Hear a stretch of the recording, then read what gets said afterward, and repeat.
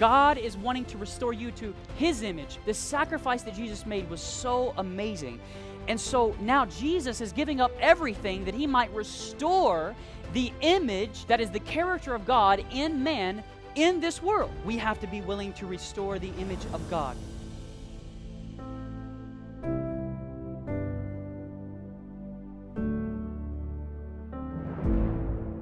Well, friends, welcome to Behold the Lamb. And I tell you, I love the name of this ministry. Can somebody say amen? I really love the name of this ministry because everywhere I go when I preach with the Ministry of Amazing Facts, that's what I keep telling people to do. Behold the Lamb of God, which takes away the sin of the world. Brother Kenny, I know the Lord gave you that name. Amen. But that's what we need to do. Amen? We all need to behold the Lamb. And this presentation we're going to be studying today, wherever you may be and whenever you may be listening to this presentation, is titled The Image of God. The image of God. And so this is a presentation, I'm going to tell you guys, it's going to challenge us, but it's also going to be one that's going to help us to be better prepared for the last days that we're living in now and to be better prepared for the soon coming of Jesus. What do you say? Amen. You guys excited?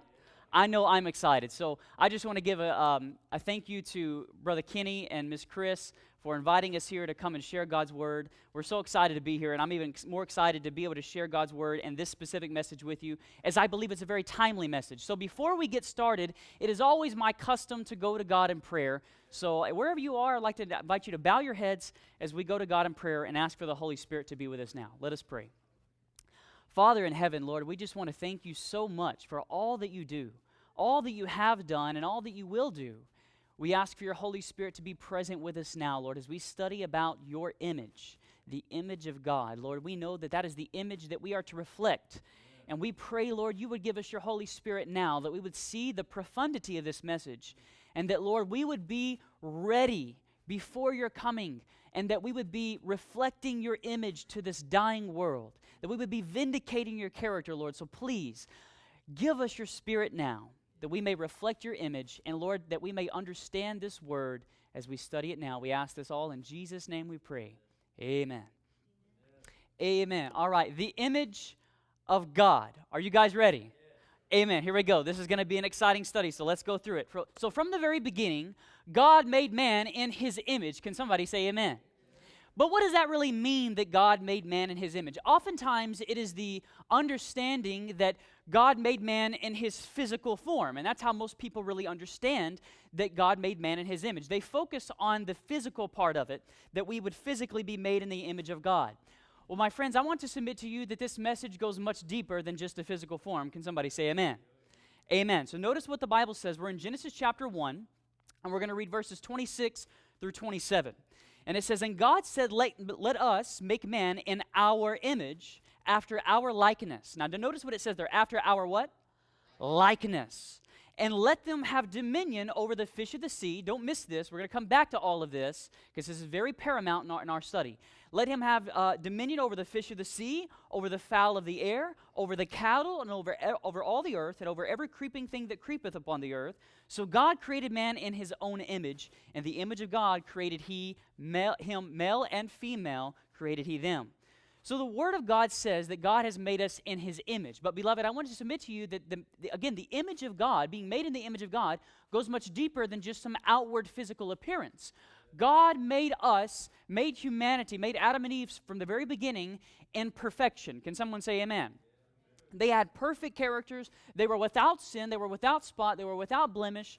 And this is what God is trying to restore you and I to, the image or even the character of God. Can somebody say amen? Amen. This is what we need to understand about this message. And as we go through this, you're going to understand that the devil is doing all that he can. We're going to go through a trip down memory lane. And he's doing all that he can to distort and corrupt the image of God in man. So let's take a look at it. Remember, in heaven, Satan had basically a war that broke out. We read about that in Revelation chapter 12. It says there was war in heaven. Michael and his angels fought against the dragon, and the dragon fought and his angels, right? Well, what's interesting about that word war is that the word war in the original Greek actually translates to the word polemos. Polemos. Now, that word actually in our language today would be what we refer to as politics. Are we together? How many of you like you some good old politics? I don't know about you, but I don't like politics. I like to stay away from politics. And we'll talk a little bit more about that as we go through this message. But basically what broke out in heaven was this political idea, this political warfare, a war of ideas. And Satan began to say all kinds of accusations against God. We read that in Revelation 12. He became the accuser of the brethren, the accuser of God. And he was ultimately telling everyone in heaven that he could be worshiped too, that we as angels, he was saying we can be worshiped too. Why does God have to be the only one to be worshiped? And what it eventually all led to, was that Satan, my friends, was ultimately making the accusation. By saying that we can be worshiped, he was ultimately saying that God is unworthy to be worshiped. Can we say amen? And so he was thus corrupting the image or the character of God in heaven and taking the attention off of Jesus and onto himself. What's the middle letter in the word sin? I, right? What's the middle letter in the word pride? I. The very center of sin and the very center of pride is all about I, right? In this generation we have today, we have iPods, iPads, and iPhones, right? It's all about ourselves in lots of ways. And so, my friends, Satan wants to take the attention off of God and his image, off of his character, and he wants to put it on who? Anything and everything but God and his character. Are we together? Anything that gets you to look away from God. And what's the title, what's the name of this ministry? Behold the what? Behold the Lamb. Amen. And so that's what we need to be doing in these last days. We need to behold the Lamb of God. So it was Satan's plan to corrupt and distort the image of God from the very beginning. So he began in heaven, and then this warfare, this cosmic conflict that broke out in heaven, then transitioned down to planet Earth. Are we together so far? Transitioned down to planet Earth, and this idea, this warfare that we have that broke out in heaven, this war of ideas, now is transitioned to planet Earth, and now Satan presents this idea of God's character really not being worthy to be worshipped, and really saying that God is not worthy to be even obedient to, now comes to planet Earth. And so in the garden, Satan tried to corrupt the image of God in the Garden of Eden. And how did he do that, by the way? Think about it, my friends. We're going to talk about that. How did Satan to distort and corrupt the image of God from the very beginning in the Garden of Eden? We're going to talk about it. You see, this is why Jesus Christ came to live as a man and to die as a man. Are we together? One of the most magnificent ideas that you could ever ponder is that the Son of God became the Son of Man. Come on, somebody, say amen. One of the most magnificent things you could ever ponder is that the Son of God became the Son of Man. And the fact, in other words, when Jesus made the sacrificial, I guess you can say the sacrificial transition to go from the Son of God and all of his attributes and all of his glory, right, from his omniscience, which his all-knowingness, his omnipotence, his all-powerfulness, and his omnipresence to be everywhere at the same time, he gave up all of his attributes that he might become man. Are we together, beloved? The sacrifice that Jesus made was so amazing. And so now Jesus is giving up everything that he might restore the image that is the character of God in man in this world. Are we together? Because when Adam and Eve committed sin and they disobeyed God, they took the character of God. They basically lost the image of God. They lost the character of God. And ever since then, God has been trying to restore his image in mankind. We have to be willing to restore the image of God. Come on, somebody, say amen. In our society. You know, in Revelation 15:2, notice what the Word of God says. And I saw, as it were, a sea of glass mingled with fire. And them that had gotten the victory over the beast and over his what? Over his image and over his mark and over the number of his name stand on the sea of glass having their harps of God. It's those who overcome the what? The image, beloved. You see, God is wanting to restore you to his image, but Satan is wanting to mar your character into his image. Revelation 24, notice what the Bible says, and I saw thrones, and they sat upon them. Who's that they? That's God's people. Can we say amen? And judgment was given unto them, and I saw the souls of them that were beheaded for the witness of Jesus and for the word of God, which had not worshipped the beast, neither his what? Image. Neither had received his mark upon their foreheads or in their hands, and they lived and reigned with Christ how long? 1,000 years. You see, beloved, it's only those who have God's image in them who overcome the image of the beast. Amen. So my friends, I would like to invite Brother Ben to come on up. You see, we're living in the last days where we must get serious about our faith. We must get very serious about our faith. We must get very serious about restoring the character of God in our lives. And the only way we can do that is by doing what? What, Brother Kenny? Behold the Lamb. Amen. We must behold the Lamb of God. And as we behold the Lamb, what will take place? We will be changed.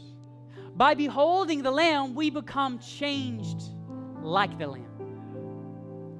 I was reminded of a story of a stonemason who was invited by his neighbor, a shepherd. The shepherd calls up his neighbor, the stonemason, and he says, listen, I got a bad problem. One of my goats have climbed up the side of this rock mountain, and it's so scared, it's inexperienced, it doesn't feel like it can get down, and I love my goat. Does the shepherd love his sheep, beloved? You better believe. He says, I love my sheep.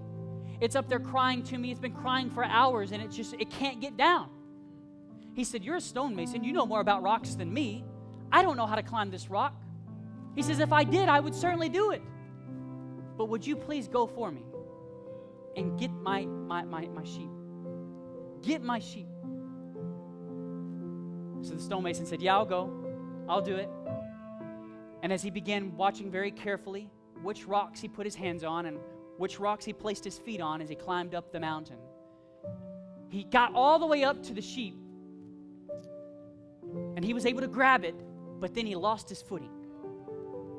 He fell nearly 30 to 40 feet. And as he fell, he thought, all of this to save a sheep, thinking that he was going to breathe his last moment.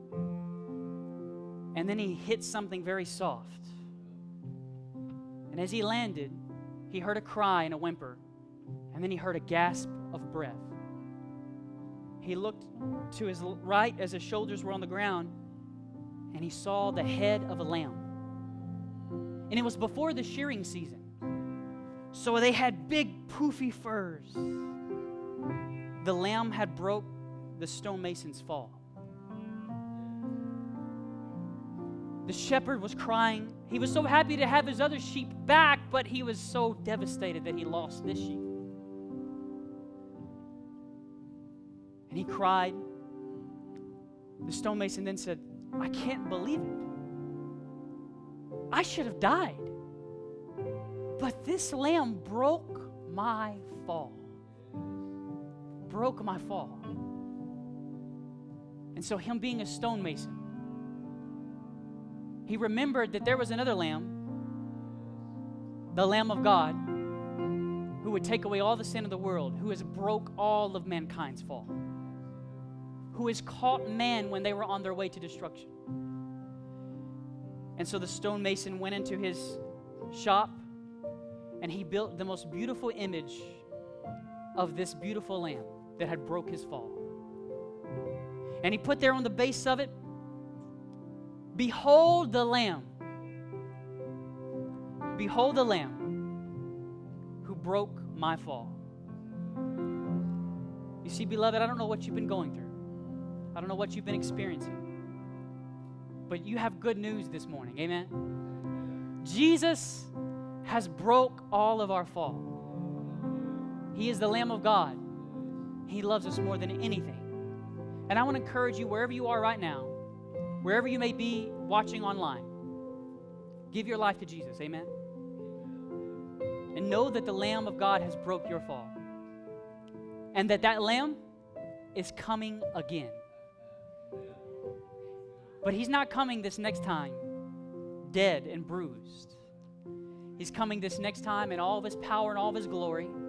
And he's coming back for those who have the image of God. Can somebody say amen? If that's your desire, you're listening, driving down the road, you're listening at home, you're listening now and here personally, I want to invite you to bow your heads as we close in prayer and thank Jesus for breaking our fall. Father in heaven, we're so thankful and grateful for you breaking our fall by sending your son Jesus to be the lamb that we could fall on. Lord, we ask for your Holy Spirit to continue to lead and guide us, and Lord, that you would restore your image in us, that we will be ready to see and behold the Lamb when you come back the second time. We ask in Jesus' name we pray. Amen.